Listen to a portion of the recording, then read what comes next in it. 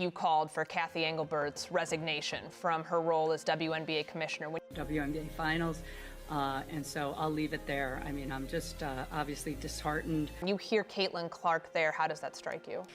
You know, I think what people need to understand, you know, we need great leadership in this time across all levels. You know, I'm a human too. I have a family. I have 2 kids who are devastated by these comments, and so all I'll say is just, you know, it's obvious. Doesn't strike me at all. Same reaction. Cathy Engelbert should resign as the commissioner of the WNBA. Christmas morning 2025. The WNBA front office thought they had earned one quiet day, just a few hours where the noise finally died down, where Commissioner Cathy Engelbert could breathe without another controversy exploding in her face. That lasted until exactly 10 a.m. Eastern Time. That's not where this story starts, but it's exactly where we need to begin. Because what happened on Christmas Day wasn't just another viral moment in women's basketball. It was the moment the WNBA's biggest star officially outgrew the system designed to contain her. And the panic that followed? Let's just say phone lines at league headquarters stayed very, very busy throughout the entire holiday. If you've been watching the power dynamics shift in real time like we have, you already know something fundamental broke this season. The carefully constructed narrative about collective success and league-first philosophy, it's crumbling. And a 32-second Nike commercial just exposed exactly how fragile that foundation really was. If you believe the story behind the story matters, smash that like button. It tells us we're on the right track. Because what we're about to break down goes way deeper than marketing strategy. Here's what actually happened. While families were opening gifts and the sports world was half asleep, Nike dropped a commercial titled From Anywhere, starring Caitlin Clark. High-budget cinematography, A-list celebrity appearances from Travis Scott and the Kelsey brothers, snow falling on a quiet driveway, shots launched from distances that felt impossible. The production quality screamed blockbuster trailer, not standard sports advertisement, and here's what made executives at WNBA headquarters reportedly shift from shock to full-blown crisis mode within hours. This wasn't a celebration of the WNBA as a whole. It wasn't a highlight reel of league history or team success. The WNBA logo was barely visible, if it appeared at all. The focus stayed locked on Clark and Clark alone. No collective, no equal balance. Just Caitlin Clark and then everyone else. For a commissioner who has built her entire reputation around carefully managing what she calls the league's ecosystem, watching one player elevated to near mythic status without league oversight wasn't just uncomfortable, it was a direct challenge to her authority. Many of you have been saying this for months. The WNBA operates under a tightly controlled philosophy. The league comes first. The brand promotes all 144 players equally. No single athlete is ever supposed to be bigger than the organization. Commissioner Engelbert has defended this system as necessary for stability, even as the ground beneath it started cracking. Let me clarify first, because it's proxy season, right? No CEO do you just put the base pay in there. You put their bonus, you put their stock options, you put everything. Caitlin has the ability to make up to $500,000 just in WNBA wages this year. So of course they're just looking at a base which is collectively bargained, and actually it's low because she's the #1 pick. She'll make a little more than that, but she also has millions and millions of dollars of endorsements. She's actually, because she declared to become pro, her endorsements are higher in dollar value. She has a global platform now, not just a U.S. platform, so she's going to do just fine, as will the top players in the league, as every league does. But I realize we still have a lot of work to do, and it's all about the ecosystem. That's the commissioner's official position. The ecosystem matters. The collective matters. Everything works when everyone stays in their lane. But here's what that Christmas commercial made brutally clear. Nike didn't need the league to move product. They only needed Caitlin Clark.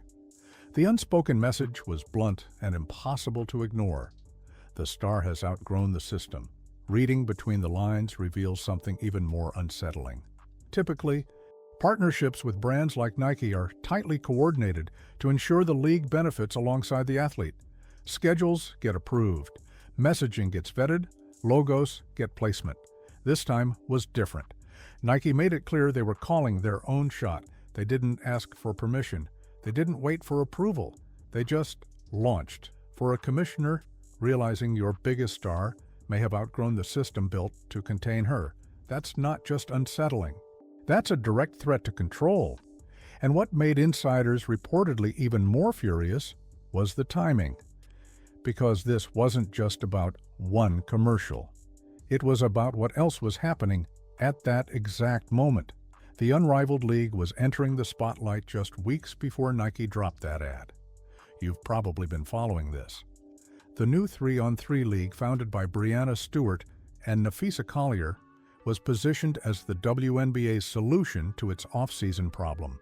An equity-driven league built by players for players, designed to keep elite talent in the United States while creating new income streams. Commissioner Engelbert publicly backed the idea. She framed it as critical for long-term growth. Behind the scenes, there was one priority above everything else. They wanted Caitlin Clark involved. Every lever got pulled to make it happen. Reports surfaced that she was offered more than $1 million for a short commitment. That number dwarfed her WNBA salary and sent a clear signal about how badly they wanted her star power. Clark turned it down.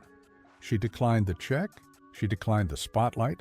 Instead, she chose rest, time away, and a lower profile, at least on the surface. That decision already rattled parts of the establishment, but what followed pushed things over the edge. The release of the From Anywhere commercial on Christmas Day landed right as Unrivaled was trying to build momentum ahead of its January debut. Think about that timing. The league throws major money at Clark to join their off-season project. She says no. Then days later, Nike positions her as something that exists beyond the boundaries of any single league. The message underneath the visuals becomes impossible to miss. Clark doesn't need Unrivaled. She doesn't need the WNBA's approval. She operates in a different lane entirely, and the corporate sponsors know it. Connecting the dots reveals the real crisis. This isn't about one advertisement or one player choosing rest over competition. It's about influence. It's about who actually controls the narrative around the sport's biggest draw.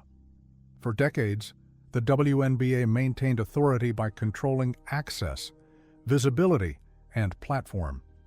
If you wanted to reach the audience, you went through the league. That's not how this works anymore. When Nike can build a global campaign around one player without league coordination, when that campaign generates more conversation than anything the WNBA produced all season, and when international fans flood comment sections begging for merchandise that isn't available in their countries, the power dynamic has fundamentally shifted. The league isn't driving the conversation. The player is, and the structure that was supposed to keep everyone in balance? It's being exposed as outdated. You were onto something when you noticed how defensive the commissioner's responses have become lately, because there's a specific moment that makes this Nike situation even more explosive.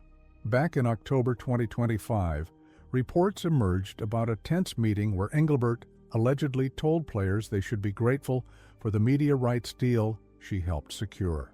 That phrasing sparked immediate backlash. The perception stuck. It framed her as an executive who believed players owed her thanks. That became a symbol of the power imbalance, a reminder of who supposedly controlled the purse strings. And now, the Nike commercial functions as a direct counter to that episode without needing to say anything out loud. It positions Clark as someone who doesn't rely on gratitude to survive. Her value exists on its own terms. The message underneath those visuals is hard to ignore. Clark brings attention. She attracts sponsors. She drives revenue. The commercial quietly erodes the commissioner's authority by exposing a financial reality the league simply cannot match. Drop a comment below if you've been tracking how this season changed everything, because we're getting into the part where it becomes difficult to demand loyalty or gratitude when the league's salary structure pales next to what Clark earns outside of it. The numbers create an impossible contrast. When a league pays a player a fraction of what a single sponsor does, the balance of power shifts, the dynamic flips, the player becomes the center of gravity, and the league becomes dependent on her presence. Engelbert understands this danger. Once an athlete recognizes that their individual value outweighs the governance structure around them, control starts to slip. The NBA experienced a version of this with LeBron James, but this situation is even more volatile. The gap between Clark's earning power and that of her peers is massive, and that imbalance threatens the stability of the entire system. But there's a larger threat hanging over this situation, and it's one that keeps WNBA owners up at night. For years, the debate centered on whether Caitlin Clark was good enough for the league. That question is settled. The scale of this commercial introduces a far more unsettling one. Is the WNBA big enough for Caitlin Clark? Let that sit for a second. The visuals, the scope, the from anywhere's concept, it all points towards something bigger than domestic basketball. The messaging feels global, expansive, borderless. That ambition currently exceeds what the WNBA can realistically offer. And Commissioner Engelbert understands the existing collective bargaining agreement is fragile. If players choose to opt out, and if the league can't present Clark with compensation that reflects her market value, the consequences could be severe. Once that door cracks open, new possibilities emerge. What would stop Clark from building something of her own? What would stop Nike or Amazon from backing a Caitlin Clark-driven tour that travels city to city and pulls numbers that rival or surpass the WNBA? We're getting into speculation territory here, but the financial logic is already on display. A company willing to spend this much on a 32-second commercial is willing to fund whatever platform delivers the highest return. Right now, that platform is Clark herself. It's not the Indiana Fever. It's not the league as an institution. This commercial functions as a warning, not just a promotion. It signals that the star can be moved anywhere, at any time, if the structure around her cannot keep up. Inside the commissioner's office, sources suggest the reaction isn't just anger, it's anxiety. The fear isn't backlash, it's irrelevance. The possibility that the WNBA becomes a stepping stone in Clark's career rather than the destination is a scenario Engelbert cannot ignore. Because if that happens, the entire foundation of the league's growth strategy collapses. There's another layer that added fuel to the reaction. The global implications of the campaign triggered its own backlash. The fear from anywhere ties, housed. Tagline suggested worldwide reach. The visuals reinforced that idea. Snow, distance, isolation, all of it spoke to a universal audience. And the online response was immediate. When international fans discovered the merchandise wasn't available in their countries, supporters from Brazil, France, Spain, and China flooded comment sections asking why they were excluded. While this was technically a Nike distribution issue, the fallout spilled onto the league. Engelbert has consistently pushed a vision of global expansion. She's spoken about teams in Toronto and games in London. When the biggest marketing moment in the sport fails to align with that vision, it reflects poorly on the league. The perception becomes damaging. The infrastructure looks unprepared. The coordination looks sloppy. Once again, elite talent appears to be operating ahead of the system meant to support it. As the face of league business, Engelbert absorbs the blame. Many of you have been connecting these dots for weeks. This commercial was never just marketing. It was a stress test. It exposed how fragile the balance has become between individual power and league control. And it forced everyone to confront the truth they've been dancing around for years. Caitlin Clark didn't force this shift. The market did. The audience did. The money followed. When one player commands more attention than the structure meant to contain her, the structure has to respond or risk becoming irrelevant. That's the position the league now finds itself in. Commissioner Cathy Engelbert is no longer managing growth. She's managing pressure. Every decision from this point forward carries weight because the league cannot afford another moment where it looks smaller than its own stars. The 2026 season is no longer just about basketball. It's about leverage, identity, and who actually holds the power. This saga is bigger than one ad, one player, or one holiday release. It's a preview of how modern sports operate when influence moves faster than institutions can adapt. The leagues that survive are the ones willing to face that reality head on. And here's what we're watching next. Because if you think this was the climax, you're missing what's building. The collective bargaining agreement comes up for negotiation soon. Clark's endorsement deals are only getting bigger. Unrivaled is still trying to prove its model works without her. And every move the commissioner makes from here forward will be scrutinized through this lens. Can she adapt?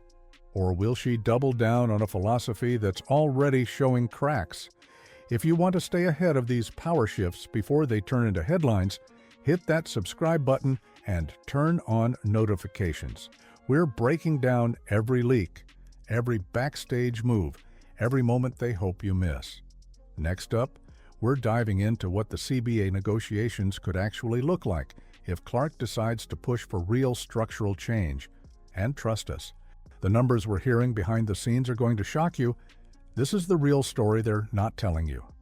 Stay locked in. We'll see you in the next one.